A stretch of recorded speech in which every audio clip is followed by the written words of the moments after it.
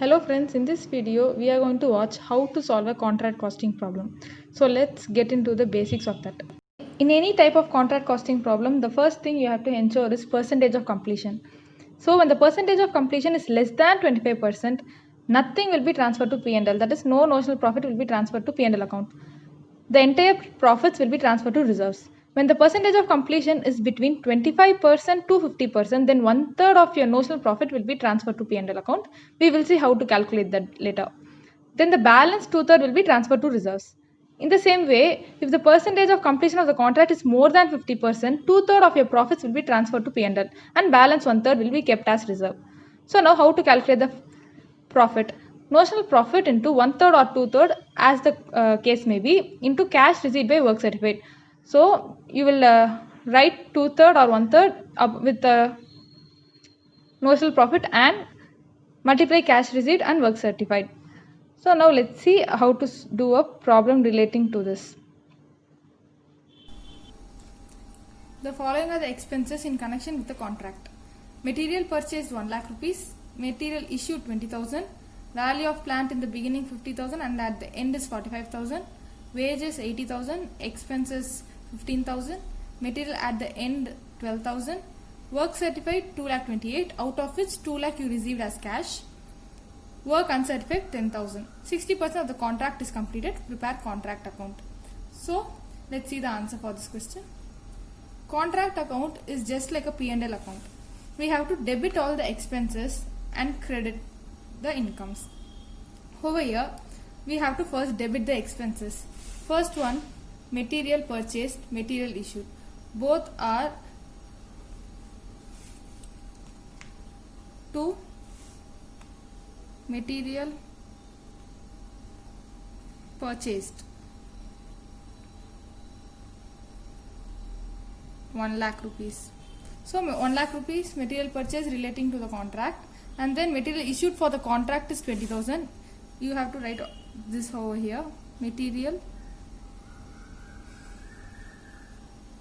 issued 20,000. So we have plant value in the beginning 50,000 and plant value at the end 45,000. This means we have to calculate depreciation. Depreciation is nothing but the difference between the value in the beginning and value at the end. So to depreciation, value of the plant at the beginning is 50,000 and at the end is 45,000.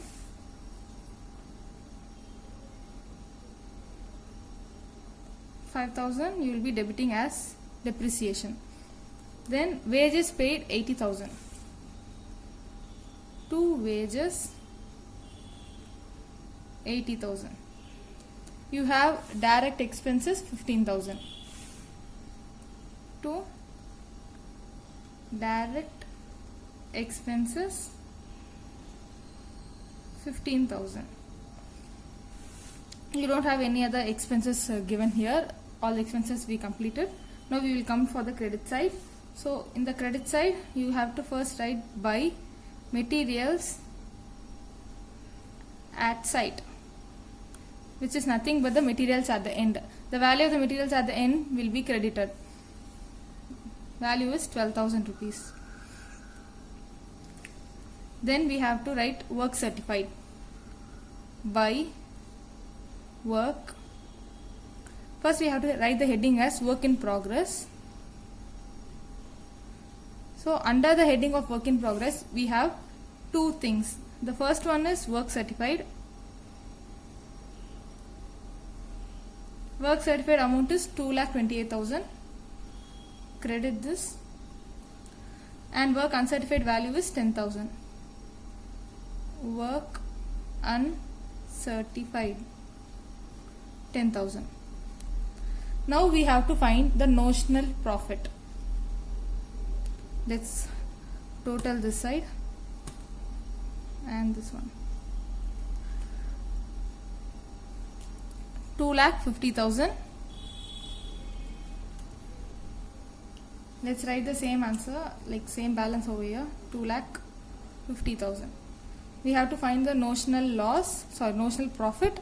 You have to subtract 2,50,000 from 2 lakh 50 minus 1 lakh minus 20,000 minus 5,000 minus 80,000 minus 15,000. You get 30,000 as the notional profit. You should not write that over here. We have a small calculation. In the question you have a data 60% of the contract is completed. As we saw earlier, we have to allocate the notional profit in accordance with the completion of contract. Notional profit, as we calculated, it was 30,000, and we have to see how much of the work is completed. 60%. If 60% of the work is completed, 2/3 of the profits will be transferred to P&L account. 2/3, and we have another one here, that is cash received by work certified. Cash received 2 lakhs, work certified 2 lakh 80, 2 lakh 28. 2 lakhs divided by 2 lakh 28,000. You get 17,544. So you have to write to P&L account this 17,544 to P&L account 17,544. So the balance 1/3, that is 12,456, will be transferred to reserves. To reserves. 12,456. The problem is solved. Thank you for watching the video.